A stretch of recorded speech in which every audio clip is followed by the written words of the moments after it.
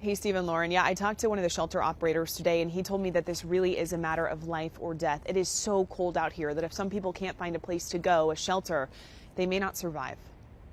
Most of us probably aren't very far from being in a shelter overnight. Though we talk about homelessness a lot, Pastor Vance Haywood actually sees those experiencing it every day.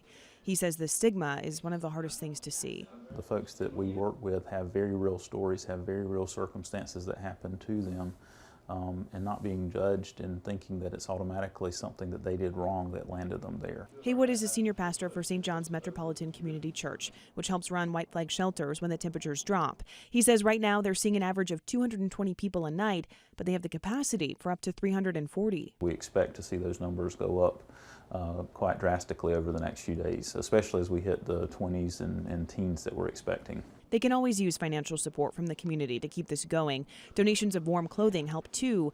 But above all, he hopes people who want to help donate their time. Volunteering is the most impactful way because then you get a chance to see and be a part of the story and learn a lot when you're doing this. Pastor Haywood says the more he learns, the more he wants to help. I see people every day in probably worst situations of their life, but they still have hope and they're still holding on to hope and they're still talking about what things can be. And I think that just gives me a lot of great hope. And if they're not ready to give up, I'm not ready to give up.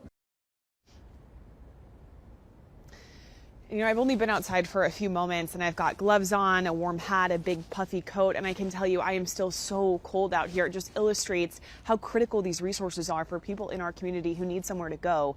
If you feel compelled to help, everything you need to know is on our website, abc11.com. Live here in Raleigh, Sydney Schofield, ABC 11 Eyewitness News.